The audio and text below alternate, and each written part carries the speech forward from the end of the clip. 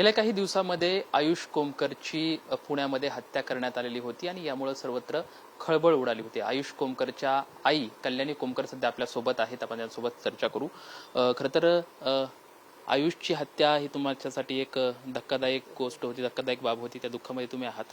मात्र आता काही दिवसापूर्वी 2 दिवसापूर्वीच अक्षय मस्केवरती खुनी हल्ला झाला। या सर्व घटनांकडे तुम्ही कसं बघताय? हे चुकीचं आहे ना, असं लहान लहान पोरांना मारून काय होणार आहे? आणि मूळ म्हणजे त्यांच्या घरातल्यांना यांनी टार्गेट करायलाच नकोय। ज्यांनी मारलं त्यांना तुम्ही मारा, ते यायची वाट बघा। हे असे सगळ्यांचे खून करून तो आयुष पण बिचारा शिकत होता, त्याचं पण आयुष्य उद्ध्वस्त केलं।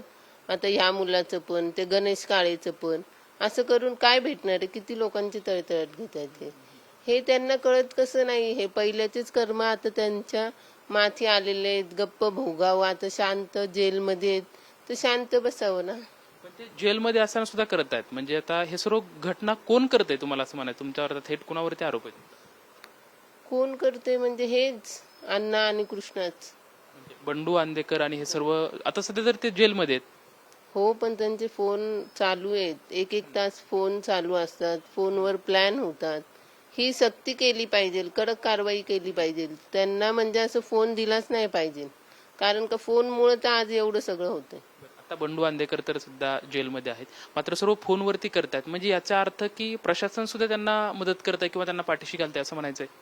हो, असं पैशामुळे असूच शकतं। आता पैशामुळे कोणाचे डोळे फिरत नाही, म्हणून त्यांना एवढी सूट आहे। एवढं करून सुद्धा खूपच सूट आहे त्यांना, आणि अजून पण ते करतातच, ते थांबलेलेच नाहीयेत। मग ह्याला काय म्हणायचं?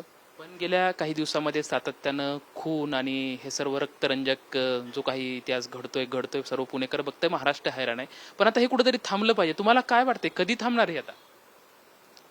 मला असं वाटतं आता हे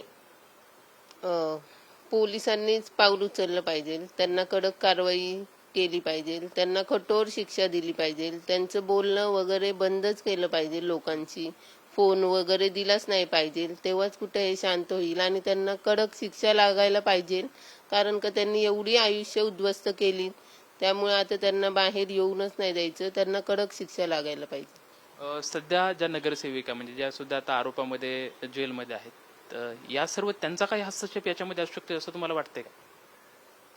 ह्या म्हणजे त्यांचं माणसांचंच असू शकतं, लेडीजचं काही नाही। पण मी सांगितलं होतं आधीच की त्यांना निवडून देऊ नका वगैरे, तरी लोकांनी निवडून पण दिलं त्यांना, मग त्यांचा जोर अजून बसलाय। अजून म्हणजे त्यांना असं वाटतं की आम्ही काही केलं की काहीच नाही होत, त्यामुळे त्यांना शिक्षा ही झालीच पाहिजे। आता त्यांना सोडतच कामा नाही, आता खूप झालं, खूप जणांचे आयुष्य उद्ध्वस्त केले, आता बास नाही का?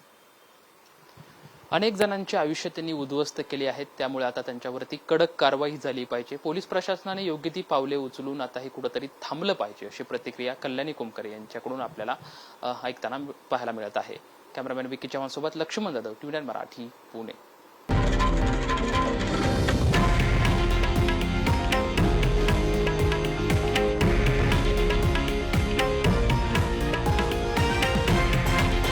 हे आहे देशातील नंबर 1 न्यूज नेटवर्क आणि आपण पाहत आहात TV9 मराठी, एकमेव।